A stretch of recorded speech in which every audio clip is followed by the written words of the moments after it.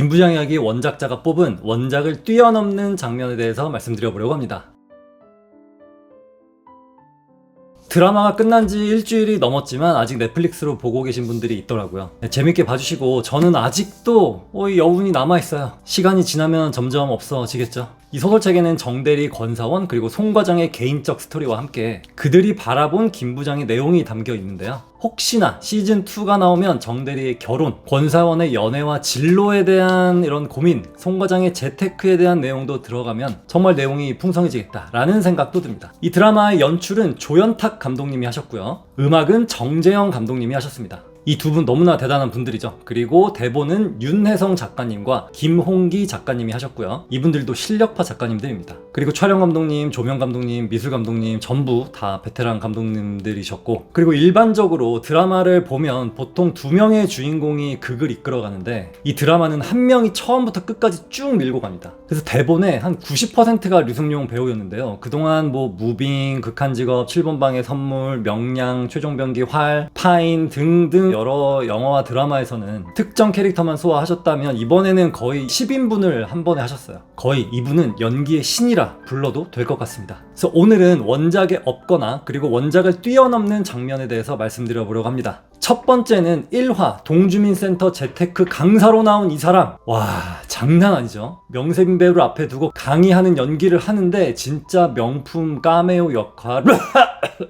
제가 이 짧은 연기를 위해서 혹시나 이 드라마 전체에 민폐가 되지 않을까 해서 제 아이와 제 아내를 앞에 두고 몇 날 며칠 동안 수십 번을 반복했다는 사실. 두 번째, 4화에서 정대리랑 김부장이랑 모텔씬이 있습니다. 9회 말 투아웃에는 그냥 머리 비우는 거야. 내가 좋아하는 공 하나 오겠지 하고 그냥 풀스윙 하는 거야. 가족을 지키는 거? 그거 사실 나를 지키는 거야. 나이 50에 그 무시무시한 고독을 감당하는 거 그거 아무나 못해. 이때 김부장의 참 어른스러운 모습이 처음으로 보이는 순간이었습니다. 가족을 핑계로 버텨왔다고 말하지만 실은 가족이 아니면 나 자신을 어디에 걸어둘지 몰랐던 거죠. 다음 4부 마지막 장면에 백상무와 집 앞에서 대화하는 장면이 있거든요. 이건 류승룡 배우의 연기가 진짜 더 고생할 수 있어. 나 아직 쓸모있는 놈이라고. 이거는 진짜 퇴직을 앞두신 분들의 마음을 후벼 파는 일입니다. 아직 젊으신 분들은 잘 공감이 안 될 수도 있겠지만 나중에 시간이 지나서 나는 더 잘할 수 있는데 회사에서 나가라고 한다? 그때 여러분들은 아마도 이 대사가 생각날 수도 있습니다.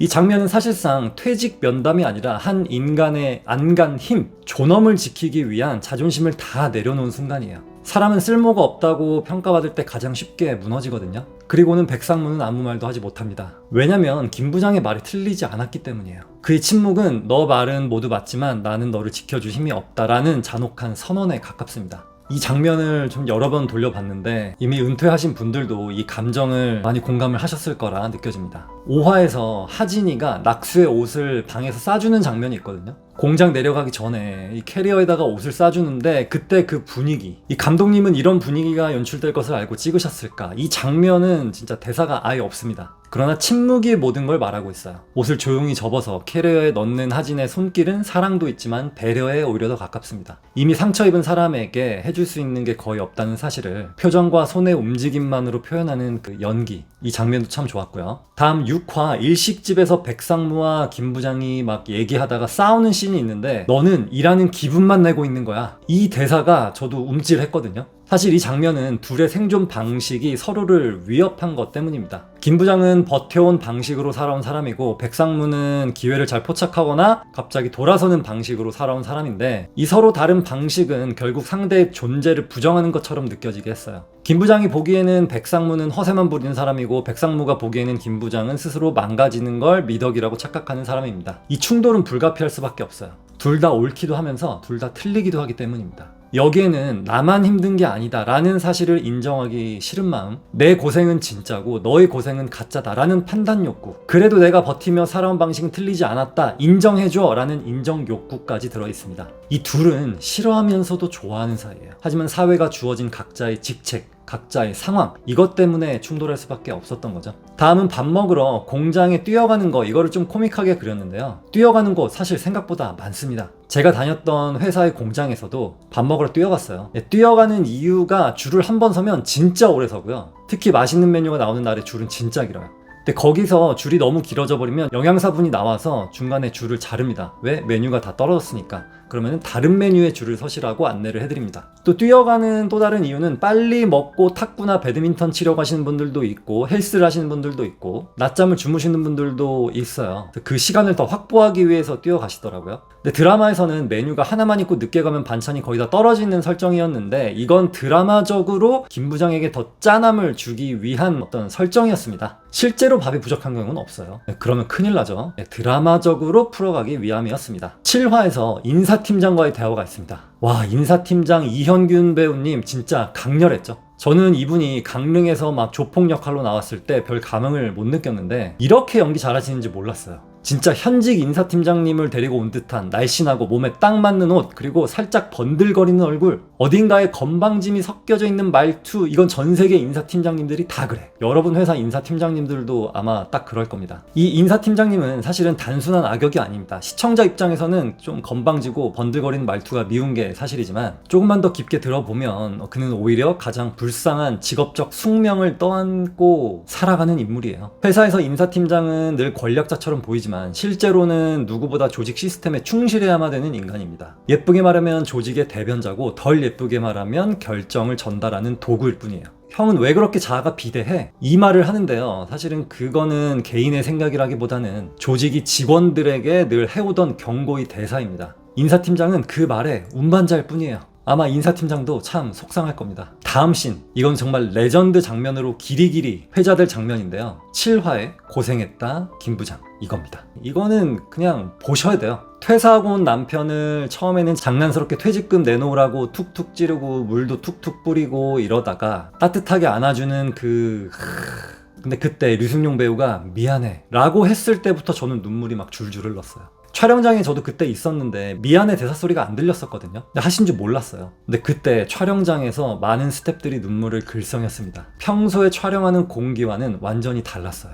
이 장면은 꼭 보시기를 바랍니다. 8화에서 상가 분양하는 장면인데 상가 분양하는 그 사람, 우리는 참기름이라고 불렀습니다. 참기름처럼 느끼하다고 해서 그렇게 부른 건데 어떻게 아내에게 상의도 없이 10억이 넘는 결정을 하느냐, 이런 질문이 있을 수 있죠. 근데 왜냐면 이 상황이 자기 혼자서 스스로 뭔가 보여주고 싶어 하기 때문이에요. 아내에게 솔직하게 털어놓을 자신이 없기 때문인데 나 뭘 해야 될지 모르겠어, 나 자신이 없어, 나 너무 무서워, 이 진실을 말하는 순간 김 부장은 더 작고 초라한 존재가 되어버릴까봐 두려운 겁니다. 그러니까 그는 더 큰 돈을 쓰고 더 큰 선택을 하게 되는 거죠. 그리고 상가 분양하는 사람이 지금 아니면 기회가 없다라고 자꾸 이렇게 언지를 줍니다. 그래서 거기에 또 빨려 들어간 것도 있어요. 근데 이런 경우 생각보다 많다는 거 아시면 좋겠습니다. 이 드라마가 생각보다 많은 사람을 구했죠. 그 다음 9화에서 수겸이와의 대화인데요. 수겸아, 자기 자신을 찾는답시고 도전에 실패하고, 근데 그러다가 돈에 쫓기고 시달리면 어떻게 되는 줄 아니? 결국 너 자신을 잃어버리게 돼. 와, 이거 참 자본주의적 발상인데 이거는 정말 김낙수 부장이 스스로 느낀 진심을 아들에게 말해준 겁니다. 그 다음 10화에서 김 부장 형으로 나오죠. 고창석 배우의 연기도 너무 좋았습니다. 원래 코믹 연기를 주로 하셨는데 이번에는 동생을 끔찍이도 사랑하는, 그리고 미안함을 가지고 있는 그 역할, 하지만 적극적으로 표현하지 못하는 중년의 남성, 둘러둘러 배려하는 모습이 정말 짠하고 감동적이었습니다. 나에게도 저런 형이 있으면 얼마나 좋을까, 이런 생각을 했어요. 그 다음 11화에서 이것도 레전드 장면인데 공원에서 김낙수와 김 부장과의 대화, 과거의 자신을 놓아주는 그런 장면인데요. 대사에서 젊었을 땐 그렇게 앞만 보며 달리라던 세상이 지금은 또 앞만 보며 달리지 말래, 내 자신도 돌아보고 주변도 돌아보고 그러래. 이 대사 정말 가슴이 짠했고요. 내가 지켜주고 있는 줄 알았는데 아니었어. 하진이가, 수겸이가 그렇게 내 등 뒤에서 나를 지켜주고 있던 거였어. 이 못난 나는 그럴 동안 이 알량한 자존심만 꽉 움켜쥐고 있었던 거야. 그래, 그거 이제 좀 내려놓자. 하진이랑 집 사고 정말 애썼어. 저도 14년간 영업팀에 있으면서 밤낮으로 영업 뛰고 접대하고 그 돈으로 집 사고, 이 대사가 특별히 와닿았던 이유가 저도 사실은 고객들의 감정 쓰레기통 역할을 하면서 위에서 내려준 실적 어떻게든 맞추려고 아둥바둥 하던 시절이 싹 스쳐 지나갔거든요. 그 김 부장의 심정이 너무나 이해가 됐습니다. 다음 대사, 내가 너한테 선물을 한번 못 줬어. 이 대사는 지금의 김 부장이 과거의 김 부장에게 하는 말이에요. 선물을 못 줬다. 무슨 선물일까요? 뭔가 자신을 돌아보고 좀 더 여유를 가질 수 있었던 어떤 그 시간의 선물을 못 줬다는 거죠. 그리고 그 다음에 또 무슨 대사가 나오냐면, 하진이가 전화했을 텐데 전화기도 꺼져 있고 화 많이 났겠다. 이건 아내를 너무 사랑한다는 뜻이에요. 나한테 화낼까봐 걱정하는 게 아니라 아내가 불안해하고 있는 그 감정이 걱정되는 거죠. 나 또 사고 난 줄 알고 무슨 일이 생긴 줄 알고 걱정할까봐. 이런 사랑의 표현입니다. 그리고 과거의 김 부장이 현재의 김 부장에게 마지막으로 말합니다. 낙수야, 행복해라. 이게 이 드라마의 주제를 관통하는 대사라고 보시면 되겠어요. 그래서 과거의 김 부장과 현재의 김 부장이 서로를 인정하고 놓아주고 그리고 서로를 공감해주고 그러면서 이 대화가 끝나고 김 부장은 집으로 막 땀을 흘리면서 뛰어갑니다. 그리고 집에 도착해서 집에서 기다리고 있는 아내를 꼭 안아줍니다. 이때도 저도 정말 막 눈물을 좀 많이 흘렸습니다. 그 다음에 또 좋았던 장면은 마지막 화에서 도 부장과 김 부장과의 대화입니다. 선배님, 제가 왜 임원이 안 됐을까요? 라고 물어봐요. 왜 안 됐는지 말고 왜 그렇게 아둥바둥 살았는지, 뭘 위해서 그렇게 살았는지 알아? 진우야, 너 자신에게 좀 솔직해져봐.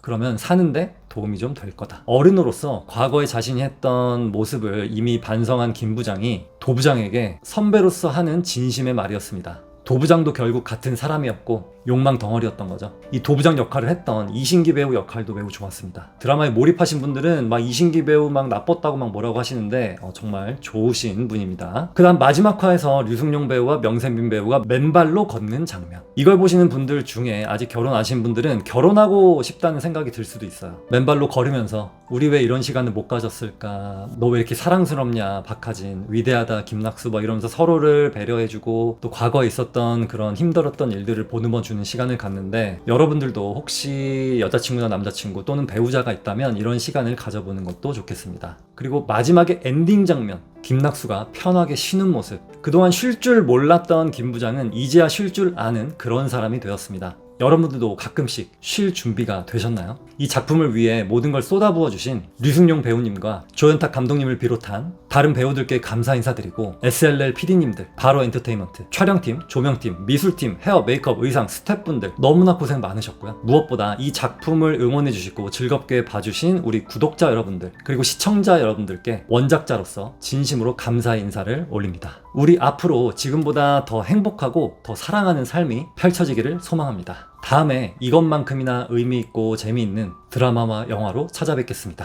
감사합니다.